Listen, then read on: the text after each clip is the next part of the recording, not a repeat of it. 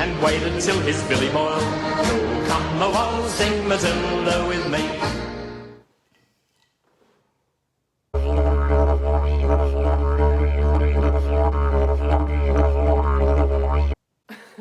What a great sound! That is a didgeridoo, and I'll tell you more about it in a minute. So briefly, let's go over our rules, okay, before we start.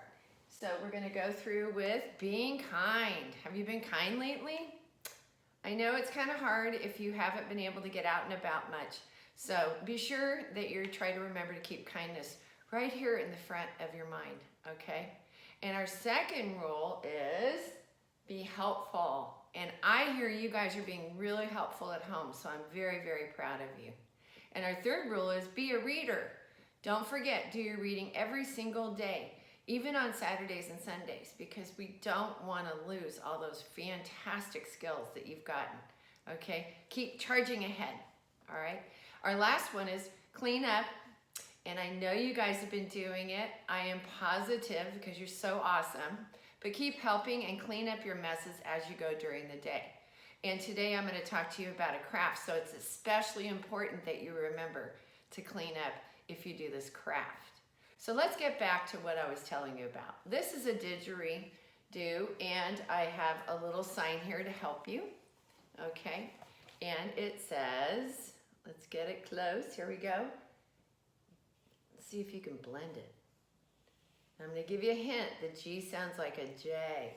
So I'm going to take my finger and I'm just going to slowly go across and see.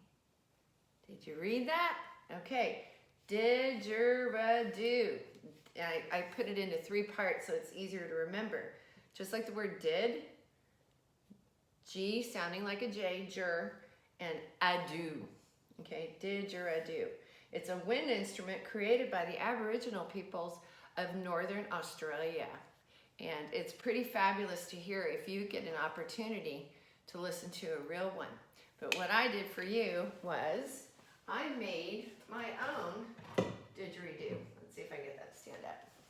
I took a paper towel roll, very easy, some construction paper, and before I put my construction paper on, I decorated the paper, and then I just taped it on, and I got a didgeridoo. And it's not like the same as the real one, but you know what? It works. You can try all kinds of musical sounds in it. So have fun if you decide that you want to make one. So I'm going to put that right there. So our story today, as I said, takes place in Australia. We get to go to the Outback. We're going to meet a very special koala friend. All right? The name of the book, the title is let's see if you can blend this, Koala Who Could. The author's name is Rachel Bright, and the illustrator is Jim Field. So let's start our story.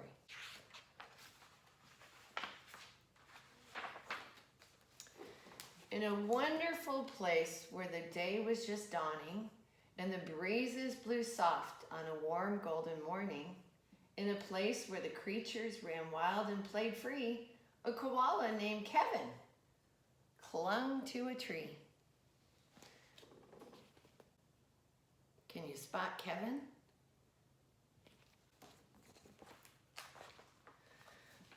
A nicer gray fellow you never would meet, as soft as a soft thing, from ear tufts to feet. His favorite way to relax in the sun was to cling and to nap and to munch on a leaf bun. And after all this, well, he'd need a nice rest. Yes, Kevin liked sticking to what he knew best.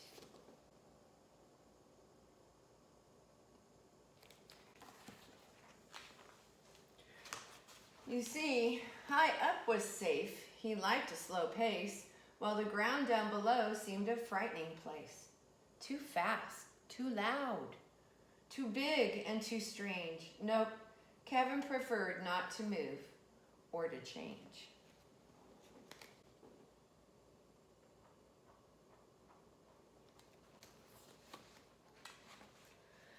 So he clung to his tree as he knew what to do and was never too keen to try anything new. So when Wombat stopped by and shouted one day, "Hey, Kevin, why don't you come down here and play?" I think, he replied, "I should stay on my plant. I'm busy right now, so I'm sorry, I can't."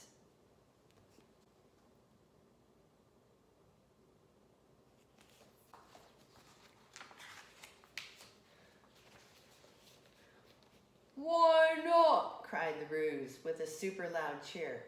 "Yes, why?" called the Dingoes. "There's nothing to fear." But Kevin, who'd never been one to act fast, said, I've clinging to do, but it's nice that you asked."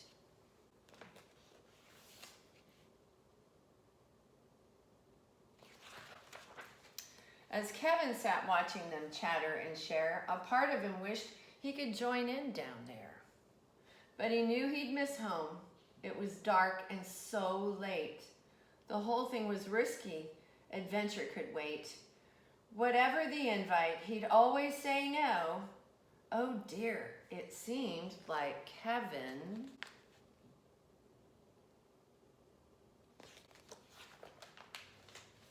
just couldn't let go.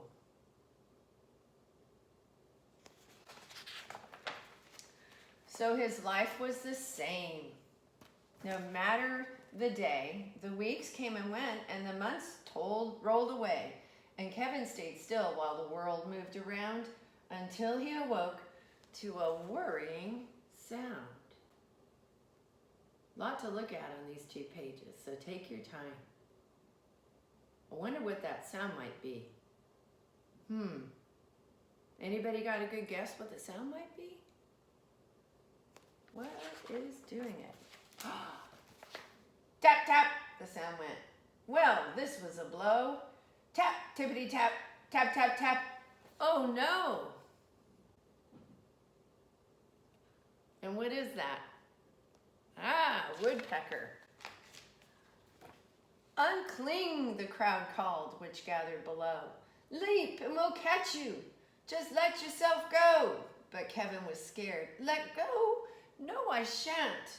I won't," shouted Kevin. "Oh dear, I just..."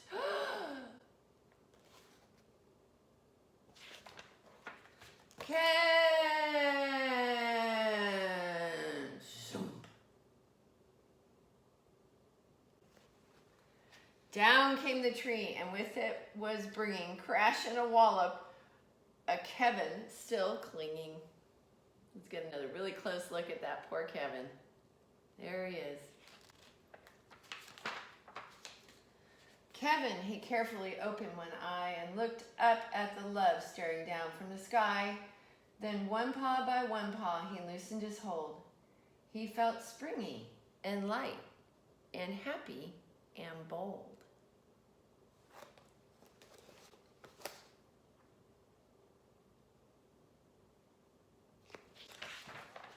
The worst he could think of had now come to pass.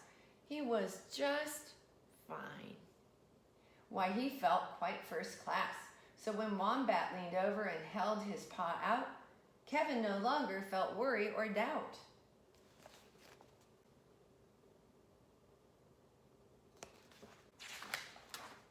When Dingo asked, "Now will you come out and play?" the crowd all joined in with a, "What do you say?" And even though this wasn't part of his plan, Kevin replied, "Yes, I think that I can." And Kevin from then on was always can do. Because life can be great when you try something new. And look at that last page. Having so much fun with friends. So that's our story. And so for what you're going to do today is you are going to be doing a little bit of writing, okay? And that was a good story to write a little bit about. And here's what I want you to do. I would like you to write 2 or more sentences. Kind of hoping you'll write about 3 or 4 today, guys, about what it's like to try something new. Is there something that you're afraid to try that's new? Write about that. Kevin was afraid to come out of his tree. What happened when he came out of his tree? He discovered he could come down and be with his friends and not see them from a distance. So you're going to write some sentences about trying something new that maybe you're a little afraid of. I can think of things like maybe you're taking the training wheels off your bike and riding a bike without training wheels for the first time, or something a little smaller. Maybe you're going to try something new like a new game, or you could try something new like helping mom cook something if you've never cooked before, or maybe you've been cooking with mom and dad, but there's something new to try and you're kind of going, I really want to try that, but I'm a little afraid. So there's different things that make us feel like they're a big challenge. And we kind of go, gosh, that sounds really hard. I'm a little afraid to do that. So think about it. Talk with someone about it before you write, because like I've said before, it's always great to talk it over before you take that pencil and put it on that paper and start writing. It helps you organize what you're thinking and how you want to say it and in what order. So you're going to remember to blend the words that you don't know how to spell. Do sound by sound, okay? So, and also use capitals at the beginning and what at the end?